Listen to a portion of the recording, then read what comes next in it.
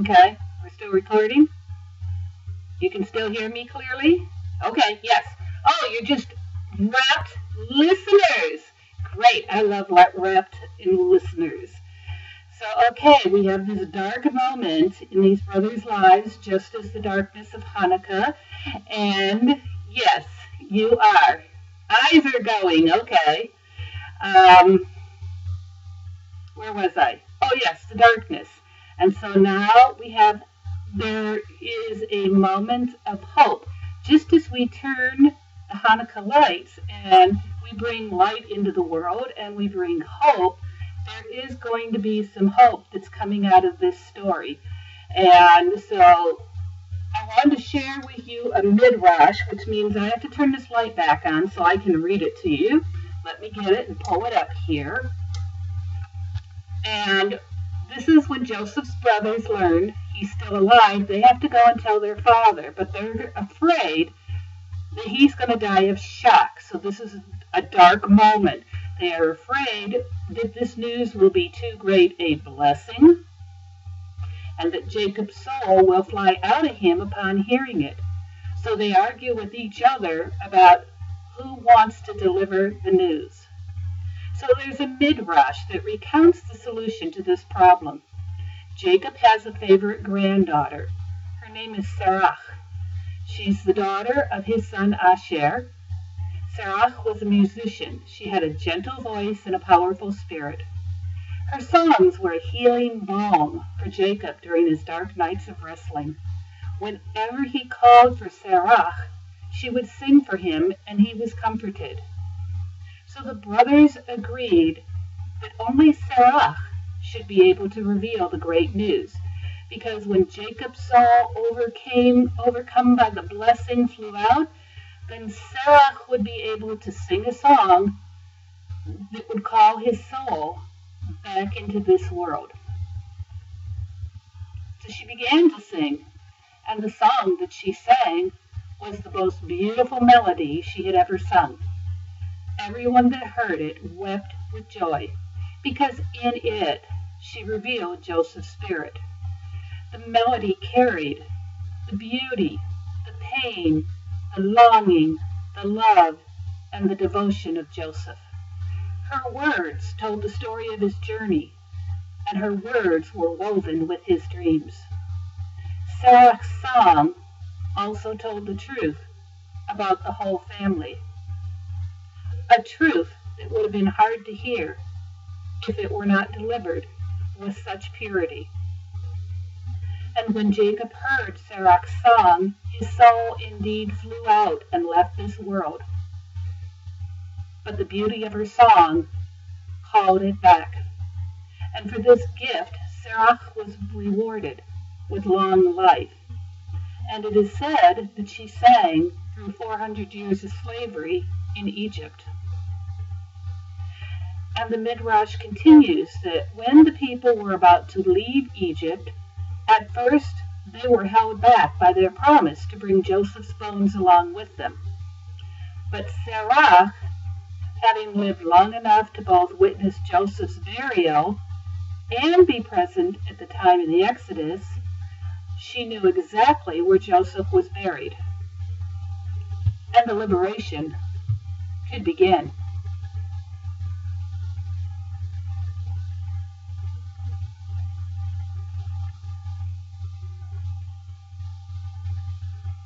So what can we learn from this? What does this midrash has to teach us? What does this midrash have to teach us about dark nights and painful news and family dynamics?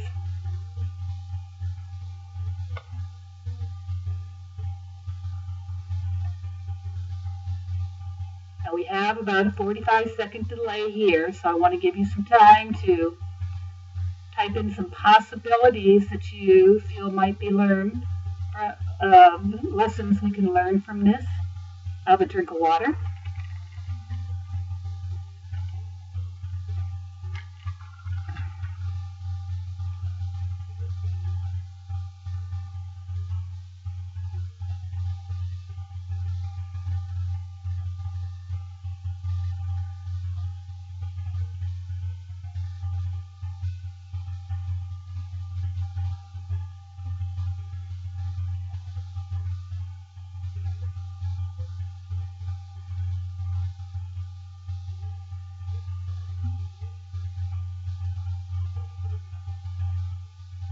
Any comments anywhere?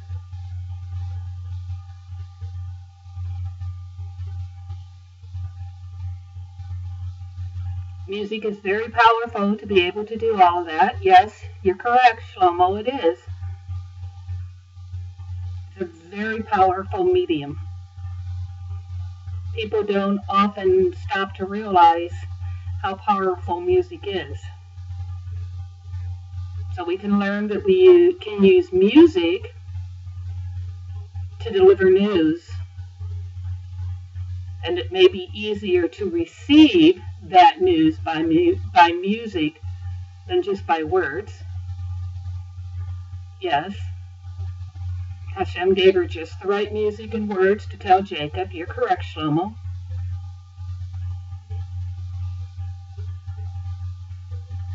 Any other comments?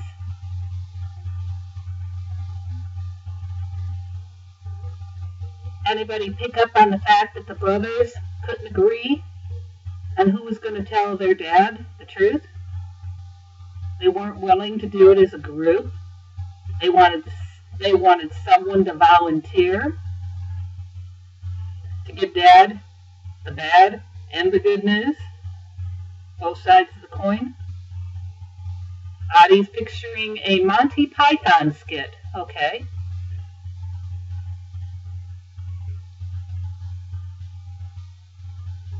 You know, they all are willing to shoulder it off and shove responsibility for the news to somebody else. Finally, they select the granddaughter. Oh, yeah, she can do it. We know she'll do it, and she'll do it so much better than we will. Yeah, it is rather spineless of them, Adi, you're right. And Shlomo adds, there's a woman that has a gift of music with Hashem. She plays the violin for people, just playing what Hashem wants them to hear. And no one wanted to be the bearer of either set of news, said Rebecca. Yeah. Adi adds, we see music playing a role with the story of David also. Shlomo says, yes, the brothers should have told him. Lanny said, after all these years, the bros have to fess up. Not easy, nor should it have been. No, you're right, it shouldn't have been easy. And it was their responsibility to fess up. It was convenient they had a granddaughter to pawn their responsibility off on, saying, wow, she'll sing it to him. It'll sound better that way. But will singing the news make the news any less painful? Or is it, because it says that when he heard the news, his soul did fly away, but Sarah was able to sing and bring it back. So why wouldn't the brothers have told him, and then when his soul flew away, which they expected to do, that's when Sarah could have come in and sang him back to her and to the rest of the family.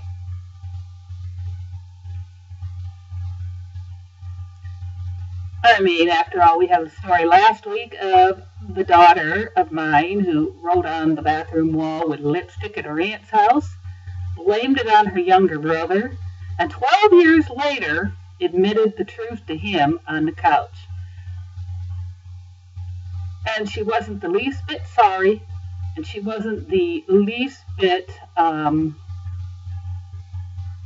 thinking, what was the word I was looking for? She wasn't sorry. She was just lackadaisical and go, oh, by the way, that was me, hee hee hee. I guess she didn't expect him to remember and explode the way that he did. So, what do you think Jacob should do? If you were in Jacob's position, what would you be thinking now? Give you a moment to share some ideas of what you might be thinking.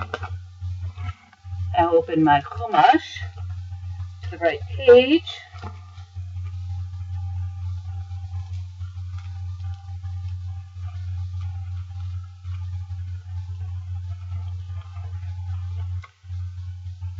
Any comments?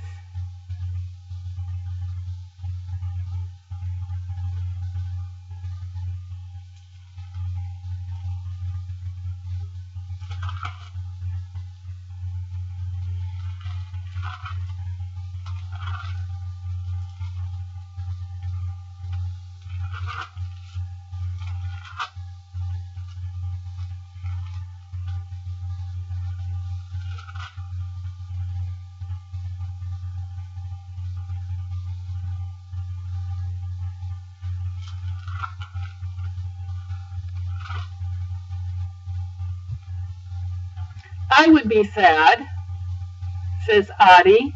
Lanny says, I'd be changing my last will and testament. Adi continues, and wondering why they decided to tell me in a musical. Shlomo says, I'd be kicking some butt. I may be 130 years old, but I have some fight left in me if I were Jacob. That's true. Jacob has a lot of fight left in him. Any suggestions from the women in our group this evening? After all, it was a woman, the Midrash says, told Jacob the news. What was the time span between the incident and telling Jacob? Not very long, because they went up to Egypt. So the sons of Joseph gave them away. Okay, not very long. And he sent the brothers off back to their father and said, do not be quarrelsome on the way. And the brothers went up from Egypt, came to their father Jacob in the land of Canaan, and they said, Joseph is still alive. He is ruler over the whole land of Egypt. Jacob's heart went numb, for he did not believe him. But when they recounted all that Joseph had said to them, and when he saw the wagons that Joseph had sent to transport him, the spirit of their father Jacob revived. Enough, says Israel. My son Joseph is still alive. I must go and see him before I die. And so he set out with all that was his. He came to Beersheba, where he offered sacrifices to the God of his father Isaac. And God called to Israel in a vision by night. So we're having another dream moment. Yaakov, Yaakov. And he answered, Hineni, here. And he said, I am God, the God of your father. Fear not to go down into Egypt, for I will make you there into a great nation. I, myself, will go down with you to Egypt. I, myself, will bring you back. And Joseph's hand shall close your eyes. So Jacob left Beersheba. The sons of Israel put their father Yaakov and their children and wives in the wagons which Pharaoh had sent to transport them, and they took along with their livestock and the wealth they had amassed in the land of Canaan. Thus Jacob and all his offspring came to Egypt. He brought with him to Egypt his sons, his grandsons, his daughters, granddaughters, and all his offspring.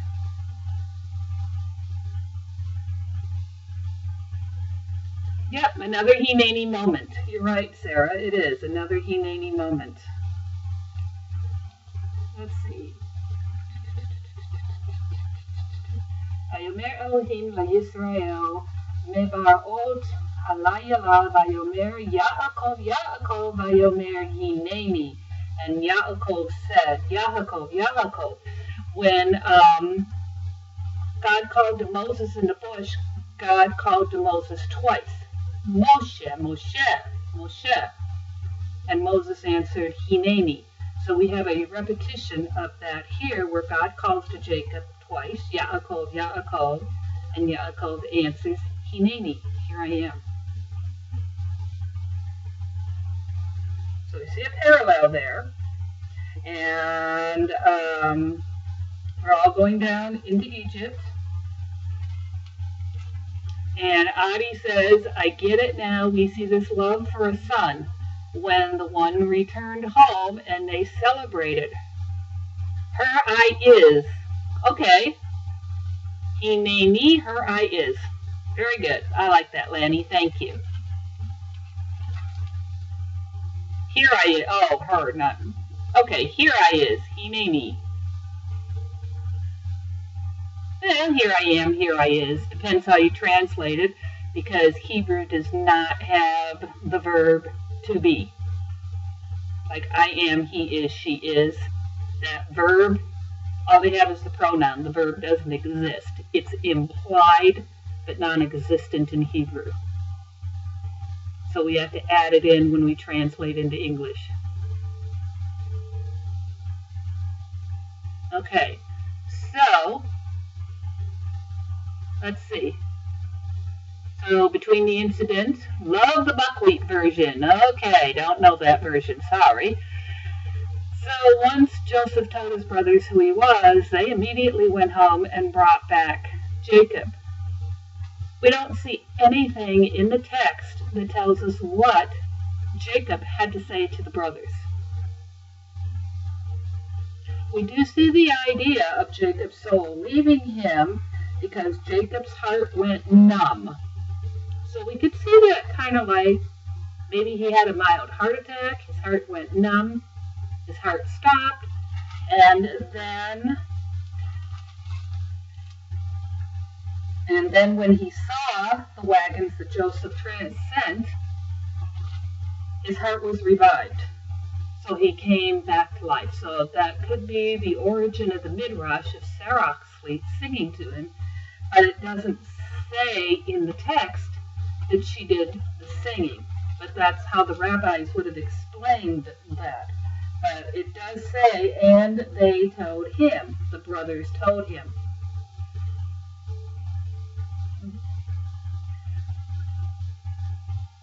Yep, so it says, Vayigdu lo la'amor od Yosef. So he is alive. So according to the text, the brothers fessed up with no consequence. If you were Joseph,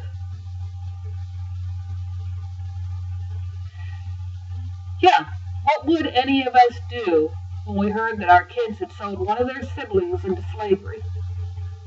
Now, if you have only a single child, you may not have the same answer. Those of us who have a house full of kids, I would kind of explode. I wouldn't take it as calmly as Jacob did. And I had an incident where one of them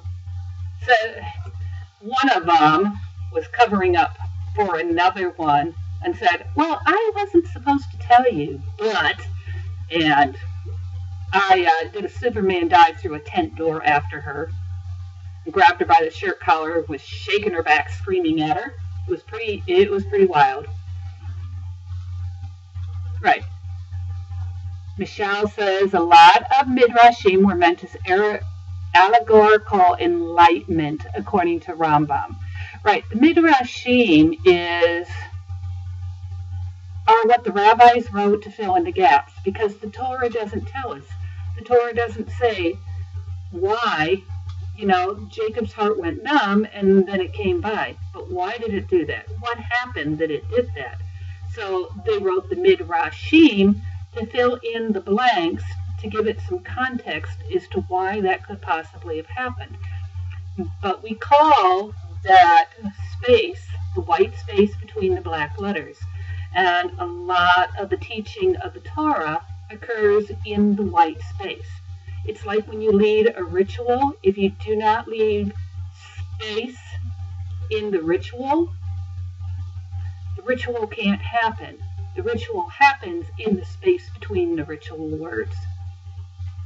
So let's see, what else do we have? Shlomo says, yes, it's weird that the brothers got away with it.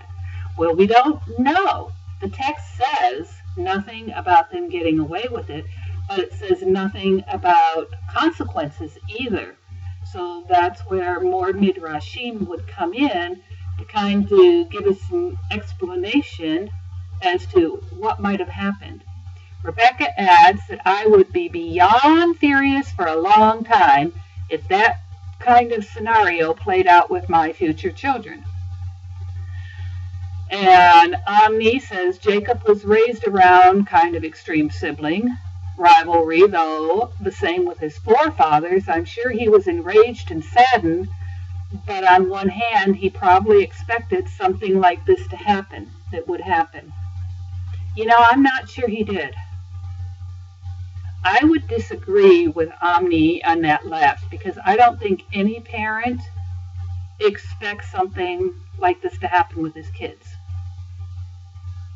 And Lanny adds that, of course, this is more payback for Jacob's treatment of his brother. Yeah, that's a possibility too, because Jacob deceives and Jacob gets deceived. So there's some sort of maybe cosmic balance in there that we can learn if we can take a lesson from, that if we deceive others, then we open the door to people deceiving us. I used to tell my kids that the energy they put out came back to them. Michelle says, well, according to Yair Zakovich's study on Jacob, he was quite the passive character. He never seems to disagree with events that force his hand. Yeah, Lanny, what goes around comes around. Let me think about that, Michelle. Never seems, you're right, he doesn't disagree. It's kind of like he goes through life, he gets what he wants, doesn't seem to disagree with what happens. Shlomo says Jewish karma, right. So that deceptive energy that Jacob put back, it doesn't come back once, it continues to come back. Michael's a dude. Ah, is that the one spelled Michelle? M-I-S-H-E-L? Okay. I apologize. Michael's Mikhail. Okay. Ah, got it. I apologize. Sometimes I do better with actual Hebrew than transliteration. Misha. Oh, Misha. Okay, Misha, I got. Great. Okay. Then we'll just stop with Misha. I can do that, Sarah. Thank you for clarifying. Please accept my apologies, Misha. So, this is one of the main themes in this particular reading. But there is another theme. If we go back towards the end, just a little bit further, we go to Jacob meeting his brother, his father, Jacob and Joseph meeting in Egypt.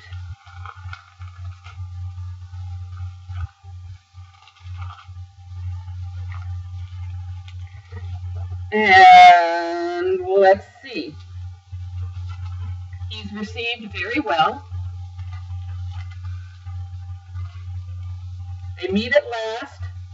Again, the Torah gives us very few moments.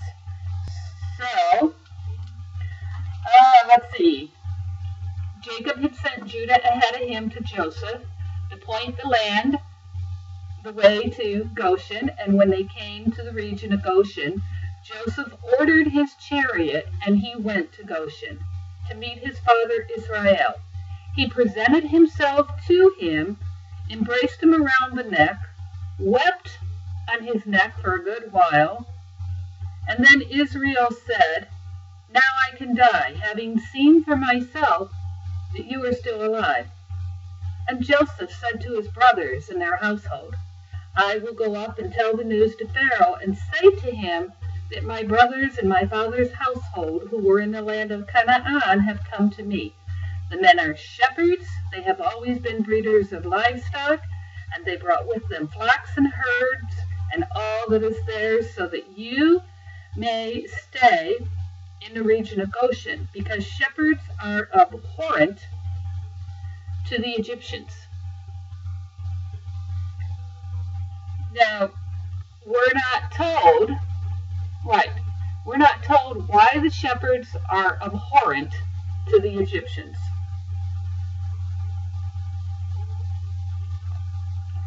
Famine, let's see. So, I don't know why that is. Yes, Lanny, 70 souls went down into Egypt. Between the households and the brothers and their wives and the children and the grandchildren and so on. Jacob and family was 70. Because they stink. I'm sure they have things in Egypt that stink. If not in this book, they certainly will when the plagues come. Shepherds go out roaming. Maybe it's a lack of grass because Egypt has a lot of desert in it. But there's not a whole lot going on. Okay. Shepherds really stink. Okay. Never having been a shepherd, never having been around flocks of sheep, I don't know. I've only seen them at the fairs. And in the fair, they always have a bath. They're always clean in their little pens. Oh, well, okay. They were considered unclean. Okay. That's interesting. And Misha says it's partly because Egypt was a stratified society as opposed to the horizontal society of the Israelites. Yes. Yes, that's true. The Israelites were much more gender and hierarchy friendly. Egypt's were a caste society. In the U.S., that was a point of contention between cattle ranchers and shepherds too. When I was out west, they didn't tell me it was because they stunk. They said it was because they were arguing over the grass, but I don't know. So, okay, because they all wanted the land, and there was limited land. We were more equal. Yeah, that's the word I was looking for. We were a more equal society, and Egypt was not. They had a distinct hierarchy, and they still have a distinct hierarchy. But let's talk about this reunion. Here, Joseph's been gone all these years, and Pharaoh was the king, yes. Egypt, the priests and kings were far above the common folk, with the king being at the top, the outsiders down at the bottom. Okay, so let's talk about this reunion. What's Jacob's reaction? Now that I've seen you, I can die in peace? Is that all he's got to say, really? If you were Jacob, what would you be saying? You meet your child that you thought was dead for all these years, and suddenly you're there and you're holding him, and the only thing you can say is, now I can die in peace, because I have seen that you are alive. What would you say to your son in this circumstance?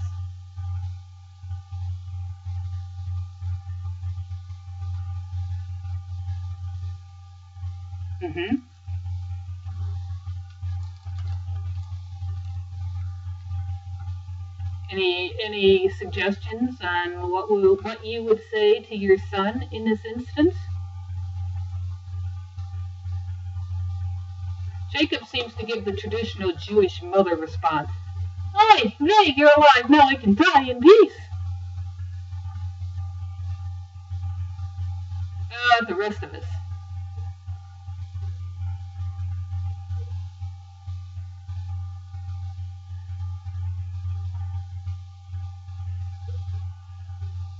Yes. Okay. So what about, Shlomo says, I'd be having a huge party.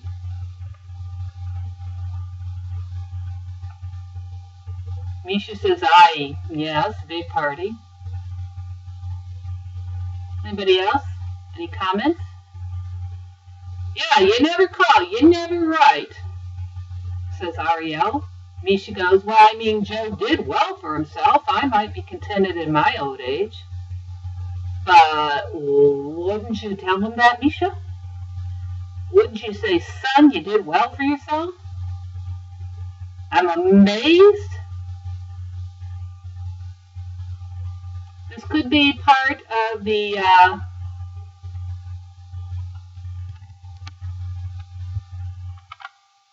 who was that? That commentator that we were talking about, Yair Zakovich, study on Jacob, where he's passive. He doesn't seem to have too much emotion here. Okay, so Adi saw his son over after more than 2.5 years. It's much more emotional. So Jacob's, you wouldn't have the same response. Are you saying Jacob's response is an appropriate response because maybe he's so overwhelmed he can't say anything more? But he's able to say, now I can die happy? What kind of family dynamic have we got going on here? Because that's really what it's about. We just don't get the emotion. No, we don't. There's nothing in the text that really gives us that sense of satisfying reunion. I mean, my middle son went to Iraq with his army unit, and he was gone 1.5 years, and he came home on leave, and not only was I at the airport, a teary mess, he got off the plane, and I'm practically counting the hairs on his head to make sure they're okay. Make sure he's got every little hair. I'm just counting them, and I just can't let go of them, and yeah, to die happy is an oxymoron. But he is 130 years old. Okay, Adi says it's hard to explain because it's such an out-of-body experience. My greeting my son when he came home from Iraq was more of a emotional meltdown, mommy puddle in the airport. Can we see that maybe there's a difference between the way that fathers reunite with their sons and mothers?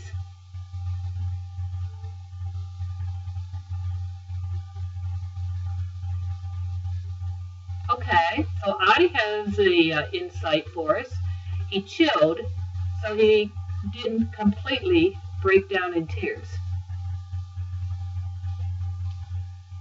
Joseph broke down in tears.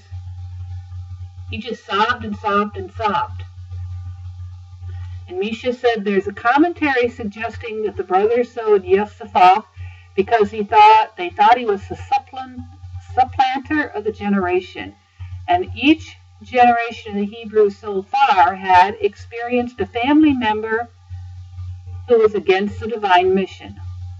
So, Misha, you're saying that there's a commentary that suggests that Joseph might have been the one in the family who was against the divine mission? And Lanny says, yes, there's nothing like a mother-son relationship. So, Lanny, you're saying that father-son reunions are different than mother-son reunions. And Misha continues, as such, Yaakov may have simply been overwhelmed with the proof that Yosef was in fact an inheritor of the Hebrew mission. And Adi says, Lanny, not true, because he played both mother and father for 2 years. And Lanny is agreeing, yes, so the way that fathers reunite with their sons are different than the way mothers reunite. Yeah, my husband wasn't melting down into a mother puddle in the apparent puddle in the airport. He wasn't counting the hairs on our son's head and checking his fingers and toes and make sure he came home from Iraq with all the body parts he went to Iraq with. So, yeah.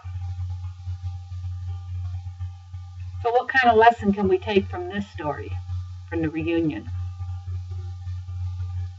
What pops out for you?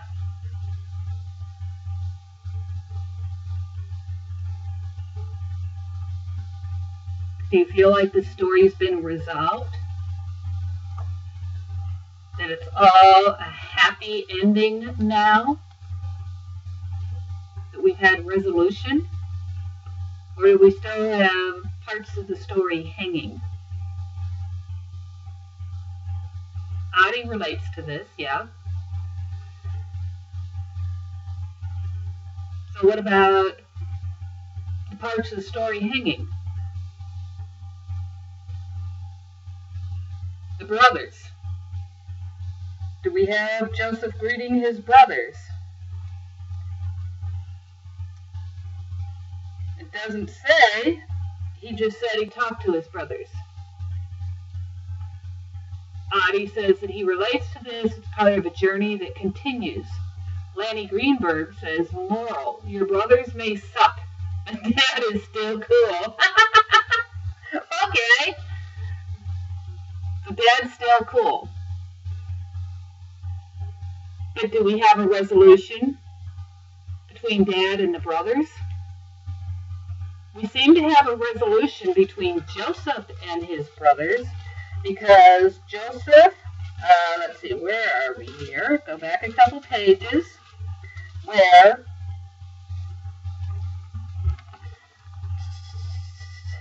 it says, Joseph said to his brothers back in chapter 45, verse 4, come forward.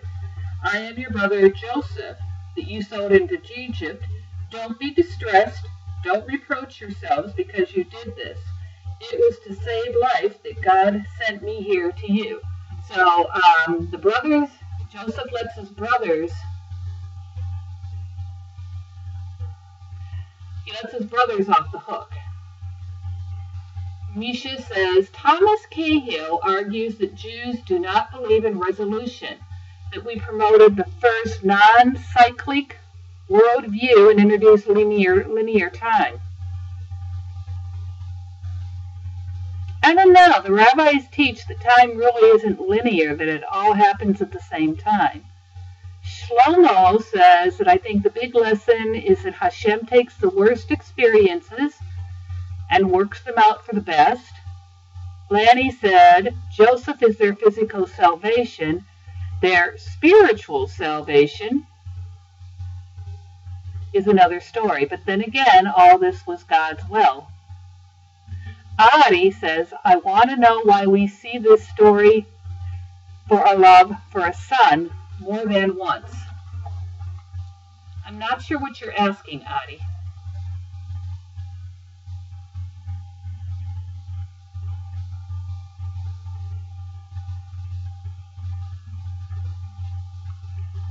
And I'm not sure I agree with Misha or I agree with Misha's comment about Thomas Cahill.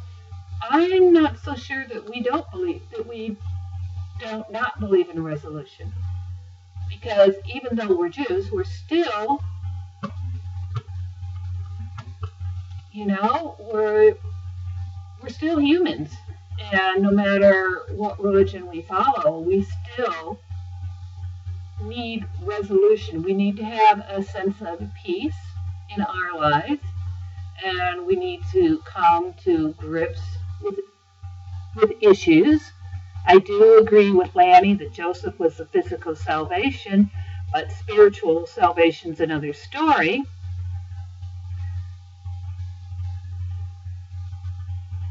And Lanny goes, the important lessons are often repeated.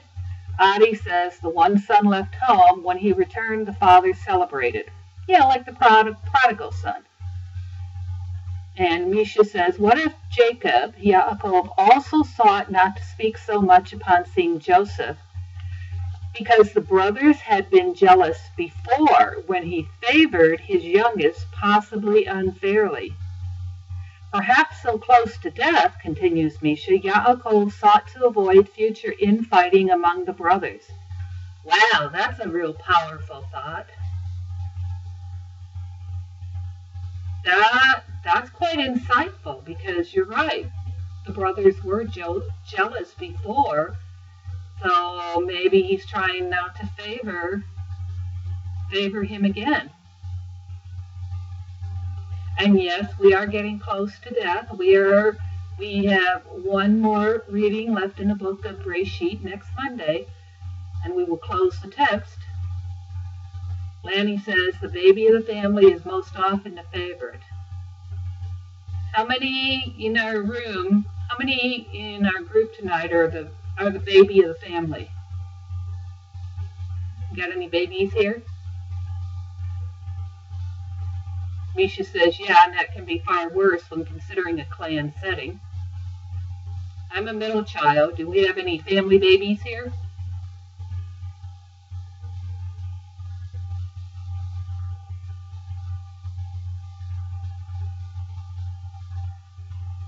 Lanny's the oldest. Oh, Lanny's the firstborn. We only have 3 choices. Firstborn. Ah, Rebecca, she's a baby. Ariel says, not me. Misha said, I'm the oldest. Youngest, says Rebecca. Listen to my big mouth. I am so the oldest. Says Adi. Oldest here, says Shlomo. Ariel's the oldest. So, Rebecca, it looks like you are the only one in our group tonight who's the baby of the family. Do you feel in your family dynamic that your siblings might be jealous of you because you're the family? Do you feel like you're a favored child? And what about the rest of you that are oldest firstborn children? Do you feel like your younger sibling, the baby in your family, got the attention was the favored child? Lanny says, is there a pattern here? Do I get a prize? We'll give you this prize. Oh, maybe we'll give you this prize. For Rebecca. She gets a happy face. Not really, I'm the one with all the debt. What about when you were growing up? When you were a child? And what about you were the oldest ones? That's true, Misha. Even though the Torah mandates firstborn gets the larger part of the inheritance, I don't know that the Torah mandates that, but that was the way of the world at that time. What we see happening in the Torah, though, are usually what you mentioned, the flip of the inheritance to the younger son. Ariel says that her sister, the baby in her family, is more responsible and has her act together. Misha says, after all, when the Torah was given as national law, the Jews were the smallest and even the newest of the nations, as opposed to our setting today. Shlomo said, Dad treats us the same, but Mom favors my brother and sister. Lanny says, double portion to the oldest. Rebecca said there wasn't enough Mom to go around favoring in our single-parent home. Am I the only one here who's a middle child?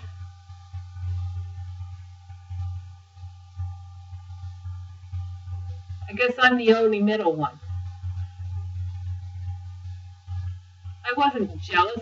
Well, yeah, I was jealous of both my older sibling and my younger. I was jealous of my older because every time I wanted to do something with him, my mother said I wasn't old enough to do what my brother was doing. But when I wanted something to do with my sister, she said I was too old to do the stuff my sister was doing. So I was too old to hang out with the baby, not old enough to hang out with the brother. Does it? Okay. Okay, then I apologize, Misha. And there wasn't anything in the middle for the middle child to do. It was a very boring spot. And they say that birth order does determine part of your personality, which is interesting, according to the sociologists. Adi says they could have been, but I was off doing my own thing, so I didn't get bothered by it. If they favored my brother, great, the more trouble I could get into. Lanny says life just isn't fair, is it? but nobody promised us. There's no rule. There's no guy that says life is supposed to be fair. Life just is, and it's up to us to make it. Middle from your father, Misha. Ha ha ha. Okay. I know that spot very well. Wow, look at that. We're 1 minute past our time.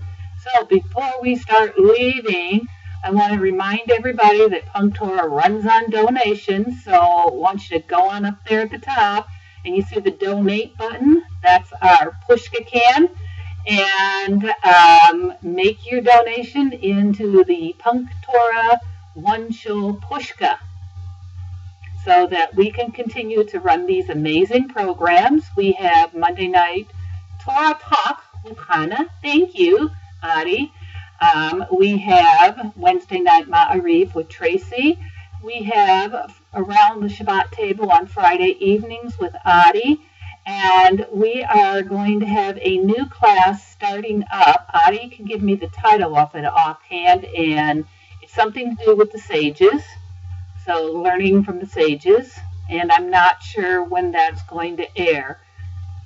Adi, I think, knows offhand. If not, you can check the schedule at oneshul.org. And so it was awesome being here. I'm going to stop the recording. And then I have one more cool little Thanksgiving video to share with you.